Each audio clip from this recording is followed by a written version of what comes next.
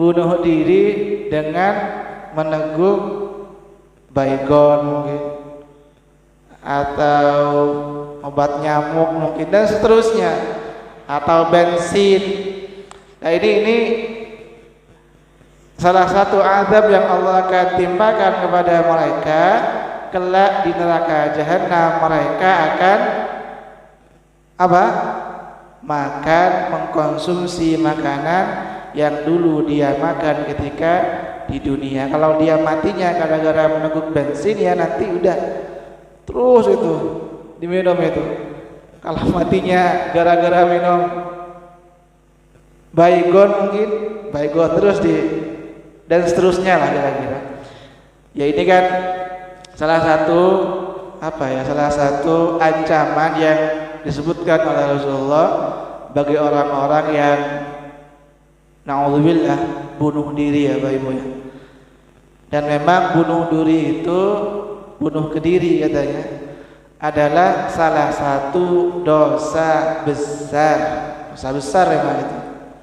Kenapa? Karena mereka adalah orang-orang yang berputus asa dari rahmat Allah Subhanahu wa ta'ala, stres, banyak masalah, seolah-olah masalahnya tidak bisa dipecahkan.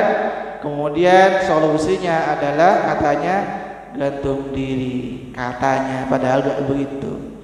Makanya Allah berfirman, wala tayasu min rahmatillah, wala tayasu min rauhillah. Janganlah berputus asa dari rahmat Allah, karena sesungguhnya orang yang berputus asa dari rahmat Allah hanyalah orang-orang kafir, orang-orang non-muslim. Sering kami sampaikan, salah satu negara dengan tingkat bunuh diri terbesar, terbanyak adalah Jepang katanya. Padahal Jepang katanya kaya, maju, tapi ternyata masyarakatnya banyak yang bunuh ke diri. Kenapa? Karena banyak masalahnya tidak bisa diselesaikan oleh akal mereka kemudian bunuh diri. Kita tidak seperti itu. Sebesar apapun cobaan, sebesar apapun kesulitan, tetap Allahu Akbar, Allah Maha Besar. Masalah kita kecil dalam pandangan Allah Subhanahu wa ta'ala. Mudah bagi Allah untuk menyelesaikan persoalan-persoalan yang dihadapkan oleh kita ini. Karena kan kita kalau ditimpa masalah, saya termasuk Bapak Ibu mungkin gitu, kita ingat kembali kalimat yang sering kita baca, Allahu Akbar. Apa Allahu Akbar artinya? Allahu Akbar artinya adalah semuanya kecil, yang besar hanya Allah itu. Kemudian Bapak Ibu rahimakumullah, yang ketiga, makanan atau sebab makanan itu diharamkan ketika ia memabukkan. Jelas ini. Makanan atau minuman yang memang dari sisi zatnya memabukkan, maka dilarang, diharamkan dikonsumsi. Mabuk, kata orang Jawa, mendem katanya itu.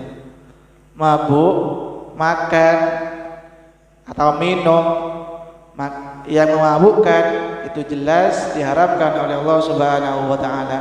Salah satu contoh yang ada di zaman Nabi sallallahu alaihi wasallam apa? Ya khamr itu Bapak Ibu ya. Khamr gitu. Yang kata Allah itu berasal dari perasan apa itu? Anggur, kata Allah itu.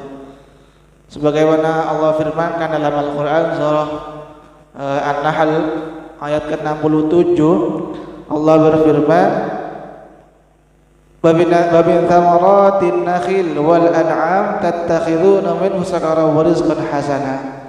Dan dari buah kurma dan anggur kalian membuat minuman yang memabukkan. Jadi kata Allah, orang-orang kafir Makkah itu atau orang-orang di masa jahiliyah, mereka membuat minuman yang memabukkan itu dari salah satunya perasan anggur. Ya nggak tahu persisnya saya prosesnya seperti apa, tapi Allah menyebutkan bahwa khamr yang memabukkan yang biasa dikonsumsi oleh orang-orang kafir Makkah itu bahan dasarnya adalah anggur. Kan banyak sekarang apa ibu ya, anggur gitu. Ada kan? Itu anggur.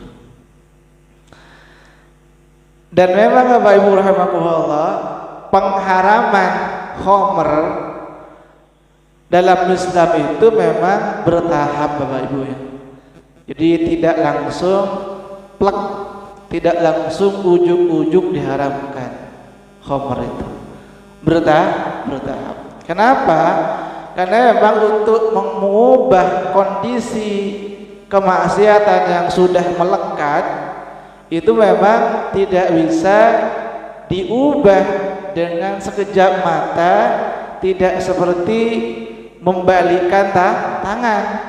Dan itu yang terjadi di masa jahiliyah, di mana orang-orang kafir Makkah itu sudah sangat-sangat lekat dengan apa yang namanya minuman keras, khamr, sehingga Allah tidak ujug-ujug mengharamkan khamr.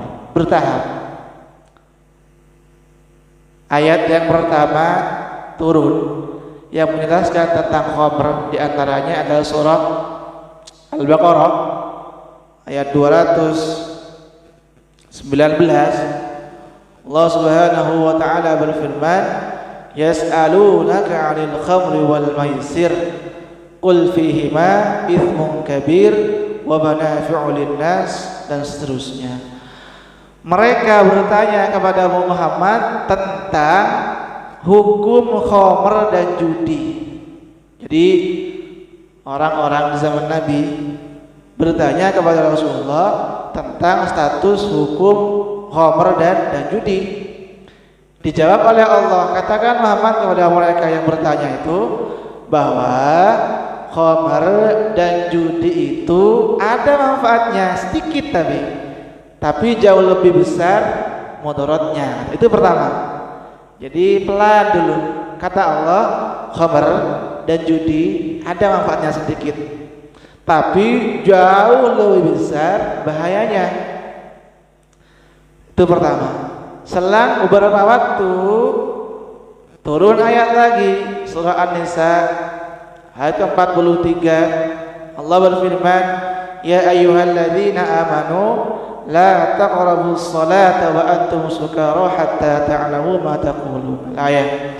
Duhai orang-orang yang beriman, kata Allah, janganlah kalian mendekati salat, janganlah kalian salat ketika dalam keadaan mendem, mabuk gitu. Ayat ini turun ketika ada sebagian sahabat salat, baca ayat Quran bolak-balik, gak selesai-selesai. Yang dibaca surah Al-Kafirun, qul ya ayyuhal kafirun la a'budu ma ta'budun wa la antum 'abiduna ma a'bud wa la ana 'abidum ma 'abadtum wa la antum 'abiduna ma a'bud wa la ana 'abidum ma 'abadtum. Terus mubeng begitu, gak selesai-selesai. Jadi ada salah seorang sahabat di zaman Rasulullah sholat, pas baca surah Al-Kafirun ternyata enggak selesai-selesai. Kenapa? Mabuk dia itu. Habis minum khamr sholat, mabuk, teler gitu. Maka turun ayat, kata Allah, jangan sholat dulu kalau pas lagi mabuk. Sudah mulai larangan nih, tapi gak full larangannya. Kata Allah, jangan sholat ketika dalam keadaan mabuk. Setidaknya larangan ini dibatasi oleh Allah. Katakanlah Bapak Ibu ya, kan antara zuhur ke asar, antara asar ke maghrib ke isya itu kan dekat ya. Jadi biasa ketika ayat ini turun, orang-orang itu kalau mau minum khamr di pagi aja doang, di pagi hari atau di malam harinya. Adapun asar, maghrib mereka tidak minum. Kenapa? Dekat jaraknya dari sholat yang satu ke sholat yang berikutnya. Sudah dibatasi oleh Allah itu, udah masuk larangannya. Jadi sudah dibatasi, orang-orang sudah minum khamr itu hanya di pagi hari saja atau di malam harinya selepas sholat isya. Setelah beberapa waktu tegas Allah kemudian mengultimatum gitu dengan surah Al-Maidah ayat ke-90. Allah kemudian berfirman, ya ayyuhalladzina amanu innamal khamru wal maisiru wal ansab wal azlam rijsum min amalis syaitan fajtanibuhu la'allakum tuflihun. Duhai orang-orang yang beriman, kata Allah, sesungguhnya minum khamr, berjudi, berkorban untuk berhala, dan mengundi nasib dengan anak panah itu adalah termasuk perbuatan setan. Maka jauhilah perbuatan-perbuatan itu agar kalian beruntung, agar kita beruntung, kata Allah, bukan buntung. Jadi duhai orang-orang yang beriman, kata Allah, sesungguhnya khamr, minuman keras, judi, judi ini juga, judi ini soalnya udah marak nih. Baik judi online ataupun judi offline, banyak juga. Judi online termasuk judi offline. Kalau judi online itu kan apa Pak Iqbal kira-kira judi online? Banyak sekarang ada. Kalau kita ngetik di Google aja muncul itu iklan-iklan ya judi online. Biasa kan? Jadi iklannya itu sudah masuk ke link-link kita, ke website kita, di HP-HP kita itu judi online tuh. Termasuk judi offline juga banyak. Kita nonton bola itu banyak itu judi-judi online gitu. Banyak. Yang offline juga banyak juga, sabung ayam mungkin dan seterusnya. Jadi kata Allah Subhanahu wa taala, khamr, berjudi, berkurban untuk berhala, maksudnya menyembelih hewan untuk sebagai apa? Untuk berhala gitu. Atau mengundi nasib dengan anak panah, itu adalah perbuatan setan. Perintah Allah, jauhi perbuatan tersebut agar kita beruntung. Karena orang yang sudah minum khamr, orang yang berjudi biasanya akan jatuh kepada kemaksiatan yang berikutnya. Coba kita lihat, orang yang sudah biasa minum khamr, udah haram khamr itu. Khamr identik dengan apa biasanya? Identik dengan perjudian, identik dengan pelacuran dan seterusnya. Sepaket itu sudah. Termasuk juga judi. Awalnya judi terus bangkrut, apa? Nyolong setelah itu. Jadi judi, khamr itu berawal dari kemaksiatan berikutnya. Jadi sudah perlu kita sadari tentunya Bapak Ibu, agar kita insyaallah mudah-mudahan dijauhkan dari perjudian, termasuk minuman keras. Kalau kita selamat insyaallah alhamdulillah, termasuk juga insyaallah anak-anak kita, saya termasuk juga insyaallah bisa diselamatkan oleh Allah Subhanahu wa taala Jadi perjudian yang massal ini ya Bapak Ibu, karena judi ini juga difasilitasi dengan apa? Pinjol. Apa pinjol itu? Pinjaman online. Kalau nggak punya uang sini, tak kasih pinjaman online. Sekarang itu banyak pinjaman kalau nggak punya uang untuk berjudi, sini saya punya uang, tak pinjemi uang, tapi uangnya beranak riba maksudnya gitu, rentenir. Jadi itu Bapak Ibu rahimakumullah. Yang ketiga, makanan atau minuman yang memabukkan itu jelas-jelas diharamkan oleh Allah Subhanahu wa taala di zaman Rasulullah adalah perasan kurma. Tetapi sekarang itu makanan dan minuman yang memabukkan itu sudah banyak macamnya. Apa kira-kira itu? Dengan berbagai macam merek, vodka mungkin, apa lagi kira-kira itu, topi, miring, dan seterusnya, dengan berbagai macam jenisnya, atau mungkin ekstasi, sabu, apa lagi kira-kira, narkoba dan seterusnya lah, yang memabukkan, maka itu juga dilarang. Sekalipun narkoba, sabu gak ada di zaman Nabi, betul atau tidak ini? Gak ada itu. Tapi apakah haram? Ya haram. Kenapa? Karena sama-sama memabukkan. Itu ilatnya itu. Jadi diharamkannya itu karena apa? Karena memabukkan. Sebagaimana sabda Nabi Shallallahu Alaihi Wasallam, kata Rasulullah, kullu muskirin haramun, setiap yang memabukkan adalah haram dimakan atau diminum, sedikit atau banyak.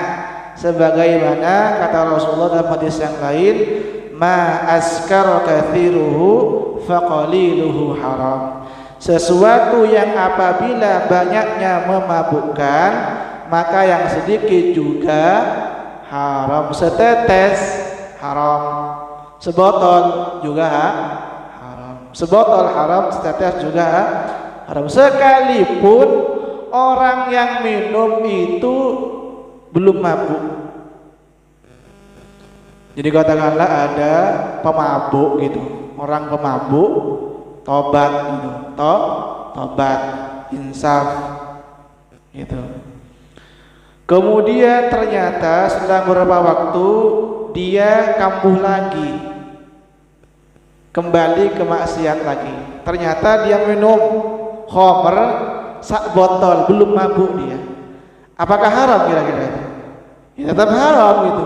Sekalipun dia belum mabuk karena hanya, tanda kutip ya, karena hanya minum satu gelas gitu, tetap dia haram. Sedikit atau banyak, kalau itu memang memabukkan, maka tetap haram. Faqaliluhu haram, kata Rasulullah, sedikitnya juga haram.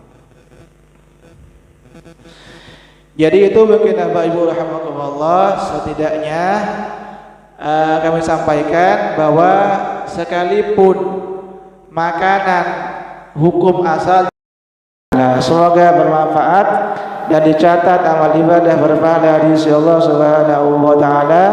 Kita tutup dengan kafaratul majlis. Subhanakallahumma wa bihamdika asyhadu an la ilaha illa anta astaghfiruka wa atubu ilaik. Assalamualaikum warahmatullahi wabarakatuh.